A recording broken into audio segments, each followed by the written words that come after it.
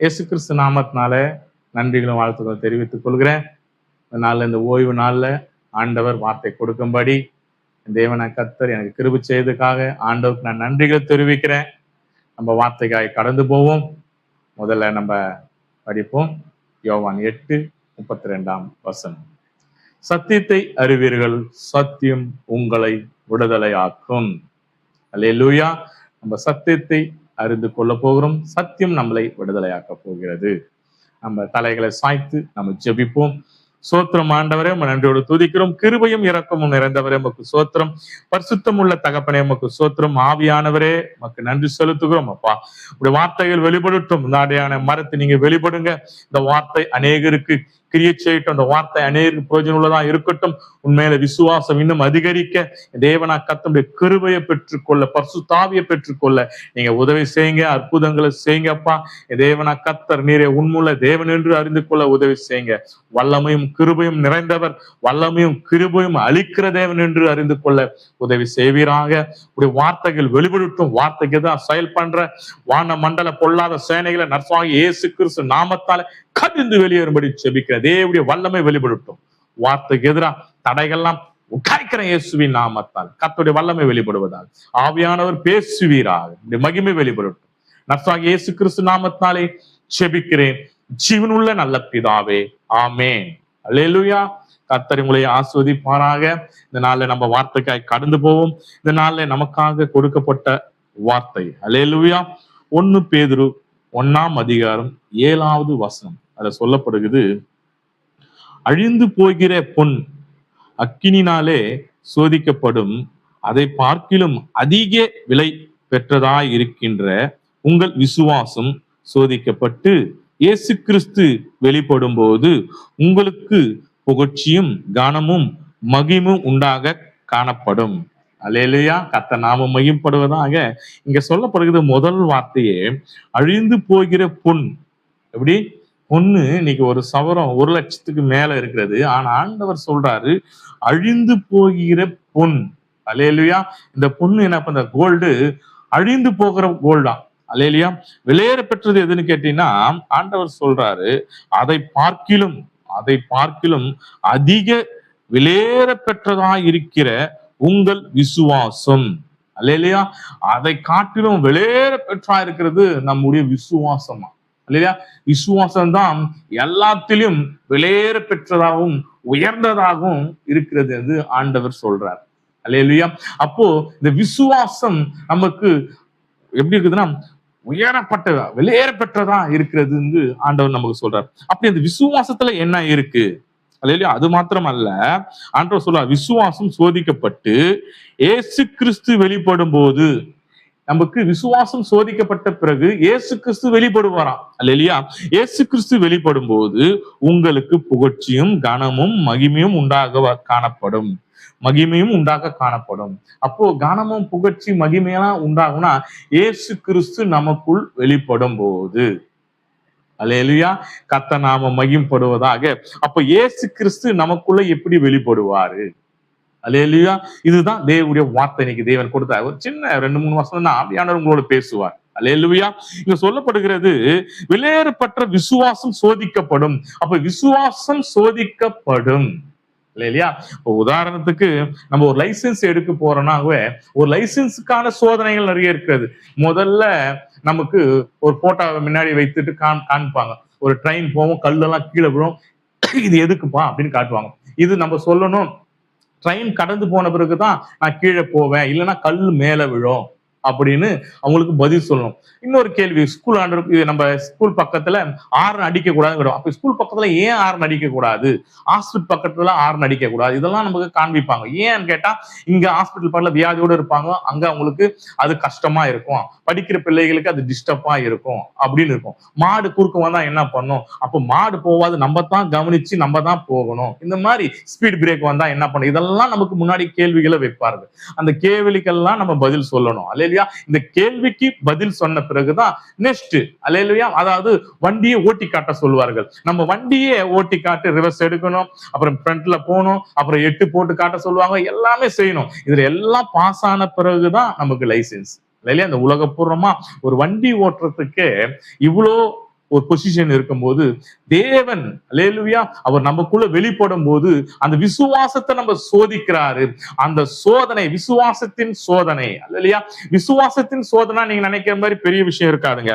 விசுவாசத்தின் சோதனை என்னன்னு கேட்டீங்கன்னா, நம்ம தேவனிடத்துல சரியா இருக்கிறோமா, இதான் விசுவாசத்தின் சோதனை அல்லேலூயா.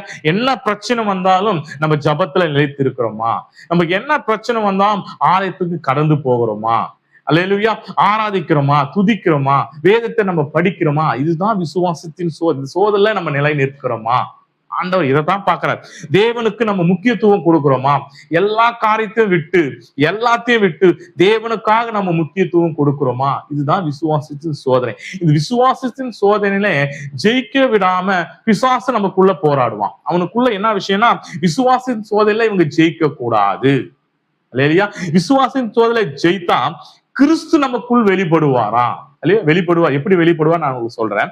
ஆனா கிறிஸ்து நமக்குள் வெளிப்படுவாராம். அப்போ இந்த விசுவாசத்தின் சோதனையே நம்ம ஏன் ஜெயிக்க விடாம அவன் செயல்படுறான். அப்ப விசுவாச சோதனை நமக்குள்ள எப்படி வரும் இல்லையா?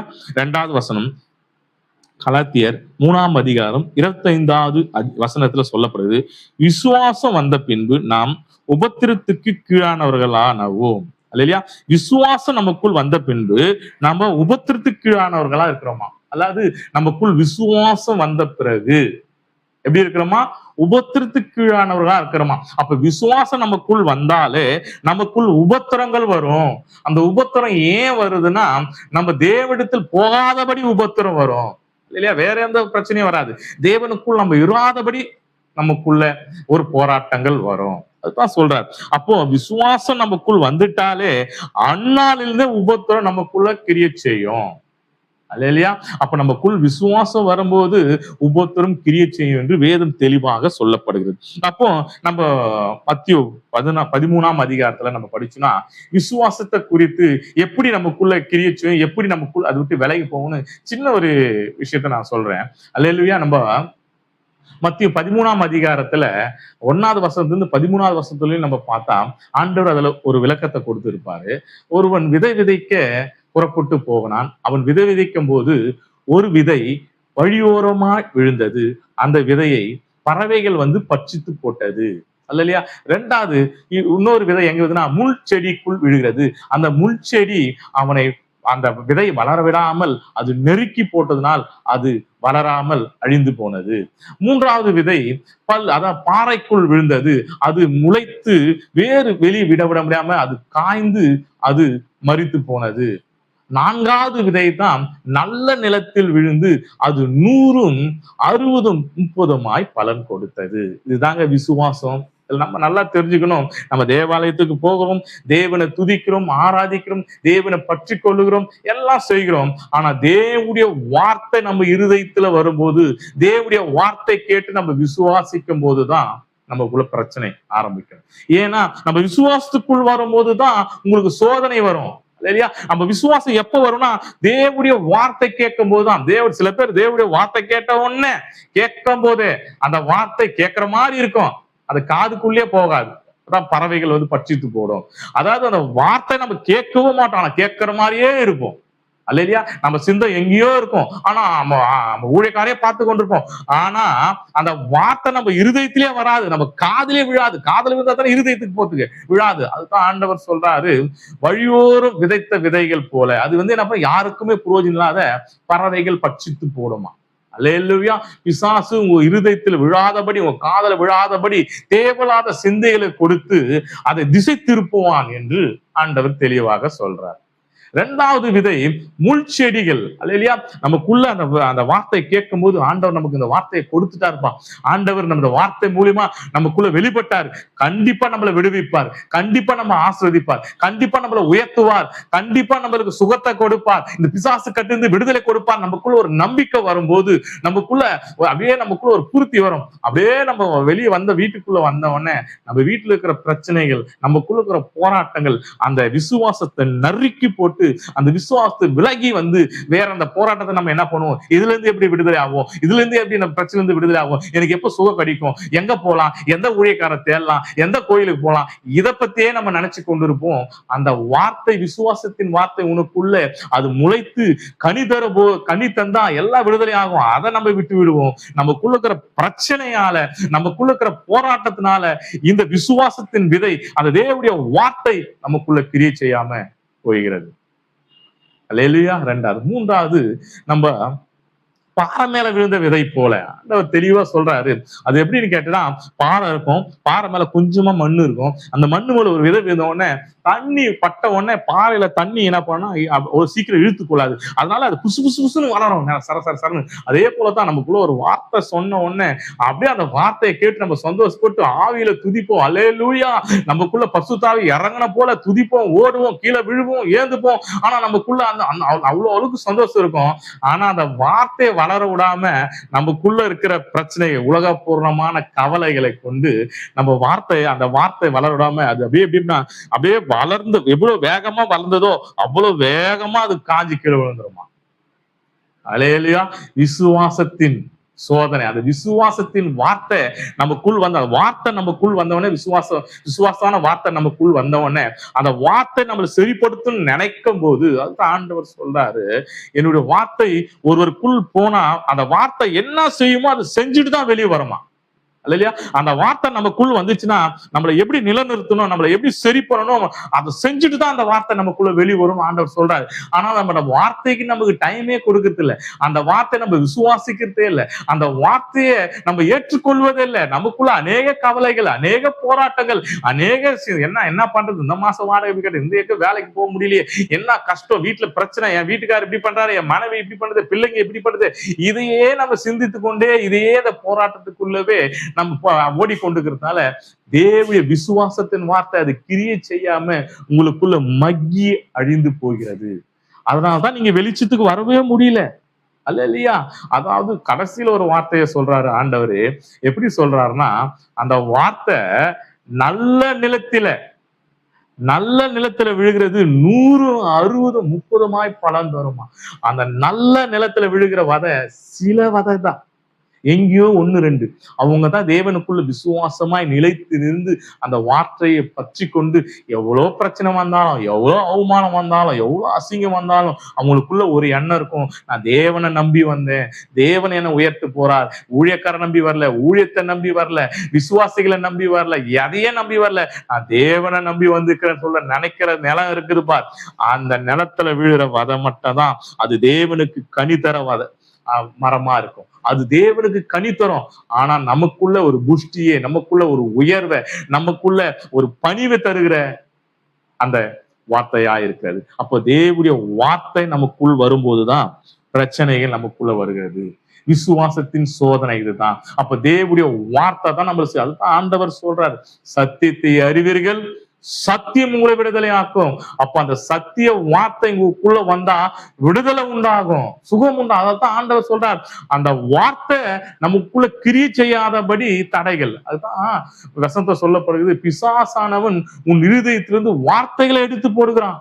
பிசாசான எதை எடுத்து போடுறான்னா வார்த்தையை இருதயத்திலிருந்து, வேற எதையும் எடுக்கல. உன் சொத்தை எடுக்கல, உன் சுகத்தை எடுக்கல, உன் பலத்தை எடுக்கல, உன் பணத்தை எடுக்கல, வார்த்தை எடுக்கிறான்.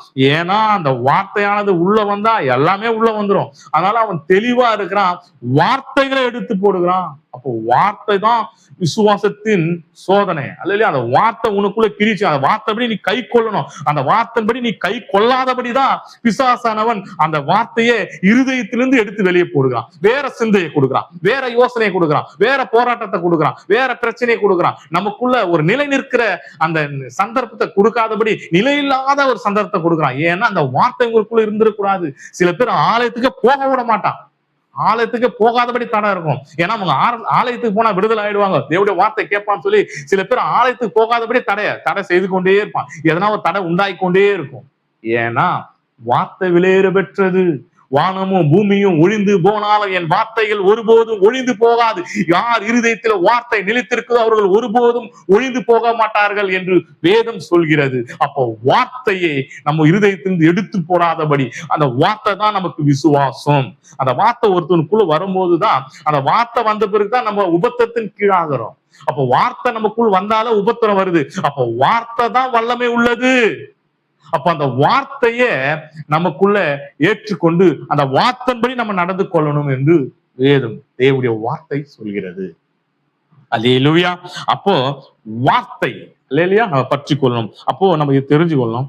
இன்னொரு விஷயம் உங்களுக்கு சொல்றேன். ஆண்டவர் நான் படிக்கும் போது உங்களுக்கு சொன்னேன், இயேசு கிறிஸ்து வெளிப்படும் போது உங்களுக்கு புகழ்ச்சியும் கனமும் மகிமையும் காணப்படும். அப்போ இயேசு கிறிஸ்து நமக்குள்ள எப்படி வெளிப்படுவார்? அல்லேலூயா. இயேசு கிறிஸ்து நமக்குள்ள எப்படி வெளிப்படுவார்?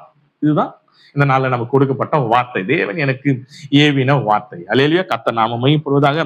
1 கொரிந்தியர் 2ஆம் அதிகாரம் 4வது வசனத்துல சொல்லப்படுகிறது, உங்கள் விசுவாசம் மனுஷருடைய ஞானத்தில் அல்ல, தேவனுடைய பலத்தினால் நிற்கும்படிக்கு. அல்லேலூயா. தெளிவாக சொல்ற பாருங்க. 1 கொரிந்தியர் 2ஆம் அதிகாரம் 4வது வசனத்துல சொல்லுது, உங்கள் விசுவாசம் மனுஷருடைய ஞானத்தில் அல்ல, தேவனுடைய பலத்தினால் நிற்கும்படி. தேவனுடைய பலத்தினால் நிற்கும்படி. நம்ம நினைக்கிறோம் விசுவாசம், நான் விசுவாசிக்கிறேன்பா, தேவனுக்குள்ள நான் இருக்கிறேன் அப்படின்னு நமக்குள்ள நம்ம பலத்தினால சொல்றதுனால அப்படி அல்ல. தேவனுடைய பலத்தினால நிற்கும்படி நம்ம இருக்கணுமா? நம்ம விசுவாசம் எப்படி இருக்குன்னா, தேவனுடைய பலத்தினாலே நிற்கும்படி. நம்முடைய ஞானத்தினால் அல்ல, நம்முடைய பலத்தினால் அல்ல, நம்முடைய சுயத்தினால் அல்ல, தேவனுடைய பலத்தினாலே நிற்கும்படி. அப்ப தேவனுடைய பலனா என்ன? இதைதான் நம்ம தெரிஞ்சுக்கணும். அப்ப தேவனுடைய பலத்தினால் தான் நம்ம நிற்க முடியும். அப்ப தேவனுடைய பலனா என்ன? அதுதான் முன்னாடியே சொன்ன, இயேசு கிறிஸ்து வெளிப்படும் போது உங்களுக்கு புகழ்ச்சியும் கனமும் மகிமையும் காணப்படும். அப்போ இயேசு கிறிஸ்து இங்க சொல்லப்படுது பலத்தினால் நிற்கும்படி. அப்போ பலனா என்ன? இதை நம்ம தெரிஞ்சுக்கணும்னா ஆவியானவர் நமக்குள்ள வெளிப்படுவார். அல்லேலூயா. கர்த்தர் நாமம் மகிமைப்படுவதாக. உங்கள் விசுவாசம் மனுஷுடைய ஞானத்தினால் அல்ல, தேவனுடைய பலத்தினால் நிற்கும்படி. அப்போ தேவனுடைய பலனா என்ன? இதை நம்ம தெளிவா தெரிஞ்சு கொள்ளணும். அதோடைய வசனத்தை இப்போது நம்ம வெளிப்படுத்துவோம். ஆண்டவர் நமக்கு வெளிப்படுத்தின வசனம் அப்போஸ்தலர் 1ஆம் அதிகாரம் 8வது வசனம். அதுல சொல்லப்படுகிறது, பரிசுத்த ஆவி உங்களில் வரும்போது நீங்கள் பலன் அடைந்து. அல்லேலூயா. அப்ப பலன் என்றால் என்ன அர்த்தம்னு கேட்டீங்கன்னா, பரிசுத்த ஆவி உங்களில் வரும்போது நீங்கள் பலன் அடைந்து. அப்போ பலன் என்றால் பரிசுத்த ஆவியானவர் நமக்குள் வரும்போது பலன் அடைந்து. அப்போ பலன் என்றால் பரிசுத்த ஆவியானவர். அதுதான் இங்க சொல்லப்படுது, பலத்தினால் நிற்கும்படி. அல்லேலூயா. 1 கொரிந்தியர் 2:4 சொல்லப்படுது பலத்தினால் நிற்கும்படி. அப்ப பலத்தினால் எப்படி நிற்கணும் கேட்டா, அப்போஸ்தலர் 1ஆம் அதிகாரம் 8வது வசனத்துல சொல்லுது, பரிசுத்த ஆவி உங்களுக்குள் வரும்போது நீங்கள் பலன் அடைந்து. அப்ப பரிசுத்த ஆவியானவர் தான் பலன். நம்ம விசுவாசம் பரிசுத்த ஆவி நமக்குள் வரும்படி பலன் அடையும்படி நம்ம விசுவாசத்துல நிலைத்திருக்கணும். அப்படின்னா ஏன் இந்த சோதனை அப்படின்னு கேட்டீங்கன்னா, விசுவாசத்தின் சோதனை ஏன்னு கேட்டீங்கன்னா, பரிசுத்த ஆவி நமக்குள் வரும்படி, நமக்குள் அசுத்தங்கள் எல்லாம் வெளியேறும்படி இந்த சோதனை. அப்போ நீங்க பலன் அடையினா பரிசுத்த ஆவி உங்களுக்குள் வரணும். நீங்க பரிசுத்த ஆவியின் பலத்துல நிற்கணும்னா விசுவாசம் என்ற சோதனை நீங்க உள்ள வரணும். விசுவாசம் என்ற சோதனை நீங்கள் உள்ள வரும்போது தான் அப்போ என்ன பண்ணுவோம்னா, உள்ள இருக்கிற அசுத்தங்கள், நமக்குள்ள இருக்கிற கெட்ட கெட்ட காரியங்கள், தேவையில்லாத எண்ணங்கள், இதெல்லாம் சோதிக்கப்பட்டு இதெல்லாம் வெளியே எடுத்து போட்டாதான் பரிசுத்த ஆவியானவர் நமக்குள்ள வருவார். பரிசுத்த ஆவியானவர் நமக்குள்ள பரிசுத்தம் உண்டாகும்படி பரிசுத்த ஆவியானவர் நமக்குள்ள வரணும் என்றால் நமக்குள்ள இருக்கிற எல்லா அசுத்தங்களும் எடுத்து போடணும். அதுக்கு தான் சோதனை.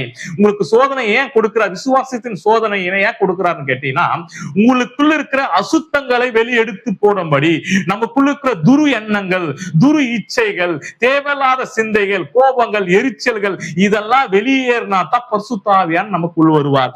பரிசுத்த ஆவியானவர் நமக்குள் வரும்போதுதான் தேவன் வழியில நம்ம நடத்தி செல்வார். அவர் தான் நிலை நிற்க செய்வார். பரிசுத்தாவே நமக்குள் வரும்போது நம்மளை கரெக்டான நேரத்துல துதிக்கும்படி நம்மளை ஏவுவார், நல்ல ஜெபிக்கும்படி நம்மளை ஏவுவார், வேதங்களை படிக்கும்படி ஏவுவார். நம்ம என்ன செய்யணும்னு அப்பப்ப பரிசுத்தாவே நம்மளுக்கு ஆளுகை செய்து கொண்டே இருப்பார், யோசனை கொடுத்து கொண்டே இருப்பார், நமக்குள்ள ஏவி கொண்டே இருப்பார். அப்ப பரிசுத்தாவியானவர் நமக்குள் பெற்றுக்கொண்டாதான் நாம் விசுவாசத்தில் நிலை நிற்க முடியும்.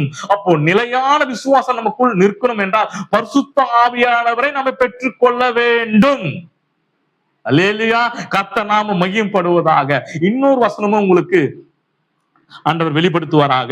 லூக்கா 11ஆம் அதிகாரம் 13வது வசனத்துல சொல்லப்படுகிறது, பொல்லாதவர்களாகிய நீங்கள் உங்கள் பிள்ளைகளுக்கு நல்ல ஈவுகளை கொடுக்க அறிந்திருக்கும் போது பிதானவர் தம்மிடத்தில் வேண்டிக் கொள்கிறவர்களுக்கு பரிசுத்த ஆவியை கொடுப்பது அதிக நிச்சயம் அல்லவா என்றார். நல்லா பாத்துக்க, பொல்லாதவர்களாகிய நாமெல்லாம் பொல்லாதவர்களா இருக்கிறோம். அல்லேலூயா. நம்ம பிள்ளைகளுக்கு நல்ல ஈவுகளை கொடுக்கும் போது பரலோகத்திற்கு நம்முடைய தகப்பன் நமக்கு பரிசுத்த ஆவியை கொடுப்பது அதிகம் நிச்சயம் அல்லவா என்று வேதத்துல சொல்லப்படுது. லூக்கா 11:13 சொல்லப்படுகிறது. ஏன் பரிசுத்தாவியை நமக்குள்ள கொடுக்கிறார்னா, பரிசுத்தாவிய நமக்குள் இருக்கும் போது, அல்லேலூயா, நம்ம முதல் படிச்சது போல இயேசு கிறிஸ்து வெளிப்படும் போது உங்களுக்குள் புகழ்ச்சியும் கனமும் மகிமையும் உண்டாக காணப்படும். அப்போ நமக்குள்ள புகழ்ச்சி, கனம், மகிமை பரிசுத்தாவியானவர் நமக்குள் வந்தா தான் காணப்படும். பரிசுத்தாவியானவர் நமக்குள் இருக்கும் போது விசுவாசத்தின் சோதனையில நீங்க ஜெயிச்சு, விசுவாசத்தின் பரீட்சையில நீங்க பரிசுத்தாவியானவர் பெற்றுக்கொள்ளும் போது, பரிசுத்தாவியானவர் இயேசு கிறிஸ்து உங்களுக்குள் வரும்போது, இயேசு கிறிஸ்துவானவர் நிலை நிற்கும் போது உங்களுக்கு சரியான பாதையில கொண்டு போவார். சரியான பாதையில கொண்டு போகும்போது உங்களுக்கு மகிமை உண்டாகும், கனம் உண்டாகும், உயர்வுகள் உண்டாகும். தேவன் உங்களை கொண்டு அற்புதங்களை செய்வார், அதிசயங்களை செய்வார். நீங்கள் கைகள் நீட்டும் போதே பிசாசுகள் அலறும். நீங்கள் கை நீட்டும் போதே அங்க சுகம் உண்டாகும். நீங்கள் கைகள் நீட்டும் போதே அங்க அதிசயங்கள், அற்புதங்கள் நடக்கும். ஏன்னா உங்களுக்குள் பரிசுத்த ஆவியானவர் இருக்கிறார். பரிசுத்த ஆவியானவர் இயேசு கிறிஸ்துவா இருக்கிறார். இயேசு கிறிஸ்து நமக்குள் வெளிப்படும் போது அதிசயங்களும் அற்புதங்களும் நடக்கும். அதிசயங்களும் அற்புதங்களும் உங்களை கொண்டு நடக்கும் போது உனக்கு கனமும் மகிமையும் உண்டாகும் என்று ஆவியானவர் வெளிப்படுத்துகிறார். நம்ம நல்லா தெரிஞ்சுக்கொள்ளும், தேவனுடைய ஆவி நமக்குள்ள வரணும். இந்த விசுவாசத்தின் சோதனை, புதிய ஏற்பாட்டு காலத்துல விசுவாசத்தின் சோதனை ஏன் உங்களுக்குள்ள வருதுன்னா, பரிசுத்த ஆவியை உங்களுக்குள் அளிப்பதற்காக. தேவன் மாம்சமான யாவர் மேலும் என் ஆவியை ஊற்றுவேன் என்று சொல்லிக்கிறார். மாம்சமான நம்ம மேல எல்லார் மேல ஆவியை ஊற்றுவார். அந்த ஆவியை நம்ம பெற்றுக்கொள்ள சின்னதா ஒரு சோதனை, அந்த சோதனையில விசுவாசம் என்ற சோதனை நீங்கள் ஜெயம் கொள்ளும் போது தேவன் அரசராகிய இயேசு கிறிஸ்து நமக்குள்ள வெளிப்படுவார் பரிசுத்த ஆவியாக. பரிசுத்த ஆவியாக நமக்குள் வெளிப்படும் போது நமக்கு கனமும் மகிமையும் உண்டாகும். அல்லேலூயா. இதுதான் தேவன் இந்த நாள் நமக்கு வார்த்தையா கொடுத்திருக்கிறார். நம்ம நல்லா தெரிஞ்சுக்கணும், பரிசுத்த ஆவியை பெற்றுக்கொள்ளணும். விசுவாசம் என்ற சோதனை ஜெயம் கொள்ளுங்க. அல்லேலூயா. நீங்க வார்த்தையை நேசிங்க, அந்த வார்த்தைப்படி நடந்து கொள்ளுங்க. அந்த வார்த்தையை நடக்கும் போது அநேக போராட்டங்கள், அநேக நிந்தை வரும். நீங்க எதை குறித்தும் கவலைப்படாதீங்க. உங்க பிரச்சனை, போராட்டங்கள், நிந்தைகள், வேதனைகள் எல்லாம் இருக்கட்டும். அதை விட்டு நீங்க ஒதுக்கி நீ தேவனுடைய வார்த்தைக்கு முக்கியத்துவம் கொடுங்க. பரிசுத்த ஆவி உங்களுக்குள் வரும்போது நீங்க பலன் அடைவீங்க. எல்லா விலகி போகும், வியாதி விலகி போகும், பிசாசு கட்டுகள் விலகி போகும், தர்துரம் விலகி போகும், உங்களுக்குள்ள பிரச்சனைகள் விலகி போகும், உங்களுக்குள்ள ஆசீர்வாதம் வரும், உங்களுக்குள்ள ஐஸ்வர்யம் வரும், உங்களுக்குள்ள உயர்வு வரும், உங்களுக்குள்ள வரம், கிருபைகள் வரும், எல்லாமே உங்களை தேடி வரும். ஏன்னா கொடுக்கிறவர் உங்களுக்குள்ள இருக்கிறார். இல்லையா? வரங்களை கொடுக்கிறவர், ஆசீர்வாதங்களை கொடுக்கிறவர், விடுதலை கொடுக்கிறவர் உங்களுக்குள் வாசம் செய்கிறார். அதனால எல்லாமே உங்களுக்குள்ள வரும். அல்லேலூயா. அசுத்தம் எல்லாம் வெளியேறி கொண்டு போய்கொண்டே இருக்கும். இதுக்கு நீங்க என்ன செய்யணும்னா, பரிசுத்த ஆவியை பெற்றுக்கொள்ளணும், வார்த்தையை கை கொள்ளணும். வார்த்தையை கை கொள்ளும் போது உங்களுக்குள் வர சோதனையிலிருந்து நீங்க ஜெயம் எடுக்கணும். அல்லேலூயா. தேவன் வார்த்தை கொண்டுதான் ஜெயம் எடுத்தார். அந்த வார்த்தை கொண்டுதான் நீங்க ஜெயம் எடுக்கணும். தேவனுடைய வார்த்தை விலையேற பெற்றதா இருக்கிறது. அந்த வார்த்தையை கொண்டு நீங்கள் ஜெயம் எடுக்கும் போது உங்களுக்குள்ள கனமும் மகிமையும் வந்து சேரும். பரிசுத்த ஆவியானவர் உங்களுக்குள்ளே ஆளுக செய்வார். அவர் ஆளுகை செய்யும் போது உங்களுக்குள்ள ஒரு மாற்றம் காணும். ஏன்னா நீங்க உங்களுக்குள்ள மாற்றத்தை நீங்க காண்கிறீர்களோ, உங்களை சுற்றி இருக்கிறவர்கள் காண்பார்கள். அவன் எப்படி இருந்தா இப்ப எப்படி இருக்கிறான், அவன் நடந்து போகும்போதே ஒரு வல்லமை வெளிப்படுதுப்பா, அவன் பேசினா ஒரு சமாதானம் உண்டாவதுப்பா, அவர் பார்த்தா அவருக்குள்ள ஒரு வல்லமை வெளிப்படுதுப்பா என்று மற்றவர்கள் சொல்லத்தக்க ஆவியான உங்களுக்குள்ள வெளிப்படுவார். அல்லேலூயா. அப்ப வார்த்தையை கை கொள்ளுங்க. வார்த்தை நமக்குள் வரும்போது வருகிற சோதனையே நீங்க அதை சகிக்கணும். இரண்டாவது ஜெயம் கொள்ளணும். அல்லேலூயா. கர்த்தர் உங்களை ஆசீர்வதிப்பார். இந்த வார்த்தை உங்களுக்குள்ள கிரியை செய்திருக்கு நான் விசுவாசிக்கிறேன். பரிசுத்த ஆவி பெற்று நீங்க நினைக்கிறீங்க பரிசுத்த ஆவி பெற்றுக்கொள்வது பெரிய விஷயம், அப்படியெல்லாம் ஒண்ணும் இல்லைங்க. ஆண்டவர் சொல்றாரு ஊழியக்காரருக்கு தான் பரிசுத்த ஆவி கொடுப்பாரு, அப்படியெல்லாம் ஒண்ணு. விசுவாசிக்கிற அல்லையா, தேவனை உண்மையா ஏற்றுக்கொள்கிற மாம்சமான யார் மேலே நான் ஆவியை ஊற்றுவேன் என்று சொல்றாரு. நீங்க விசுவாசித்தா குழந்தையா இருந்தாலும் சரி, வயசானவங்களா இருந்தாலும் சரி, அவங்க பொம்பளையா இருந்தாலும் ஆம்பளையா இருந்தாலும், ஏன் 9 சொல்ற அவங்க இருந்தாலும் கர்த்தருடைய ஆவி நமக்குள்ள ஊற்றுவார். அல்லேலூயா. அநேகர் அந்நியர்கள் அநேகர் பிரசங்கிக்கிறாங்க, பரிசுத்த ஆவி அவங்க பெற்றுக் கொண்டிருக்கிறாங்க. ஏன்னா தேவன் நம்மளை நேசிக்கிறார். அல்லேலூயா. நம்ம மேல அவர் எப்படி இருக்கிறார்னா, நம்ம மேல நேசிக்கிறார். என் பிள்ளை என்கிட்ட வராதா அப்படின்னு நேசிக்கிற தேவனா இருக்கிறார். நீங்க மனம் திரும்பி தேவனுடைய வார்த்தையை ஏற்றுக்கொள்ளுங்க, பரிசுத்த ஆவியை பெற்றுக்கொள்ளுங்க. அது உங்களை வழி நடத்தும். பரிசுத்த ஆவி உங்களுக்குள் வரும்போது அது வழி நடத்தும். உங்களுக்கு என்ன போதிக்கணும், என்ன பேசணும் அது சொல்லி தரும். அல்லேலூயா. ஆவியானவர் வெளிப்பட்டார்னா அவர் எல்லாம் வெளிப்படுவார். என்ன செய்யணும் ஏது செய்யணுமோ அவர் பண்ணுவார். அல்லேலூயா. கர்த்தர் நாமம் மகிமைப்படுவதாக. இந்த வார்த்தை உங்களுக்குள்ள கிரியை செய்ததுக்கு நான் விசுவாசிக்கிறேன். ஆவியானவர் உங்களை ஆசீர்வதிப்பாராக. அல்லேலூயா. நம்ம ஜெபிப்போம். சோத்திரம் ஆண்டவரே, நம்ம நன்றியோட துதிக்கிறோம். கிருபையும் இரக்கம் நிறைந்தவரே, மகிமை நிறைந்தவரே, அப்பா உமக்கு நன்றி செலுத்துகிறேன். இந்த நாள்ல ஆண்டவர் உங்க வார்த்தைகள் வெளிப்பட்டதுக்காய் சோத்திரம். இந்த அடையாளம் எடுத்து பயன்படுத்ததுக்காய் உமக்கு நன்றி செலுத்துகிறப்பா. இந்த வார்த்தை அநேக இருதயத்துல கிரியை செய்யட்டும். அநேகர் இந்த வார்த்தையை கை கொண்டு நடக்க நீங்க உதவி செய்யுங்க ஆண்டவரே. இந்த ஓய்வு நாள்ல உங்க துதிக்க ஆராதிக்க எங்களுக்கு கிருபை செய்ததுக்காய் உமக்கு நன்றி செலுத்துகிறோம். ஆவியானவரே உடைய மகிமை வெளிப்படட்டும்.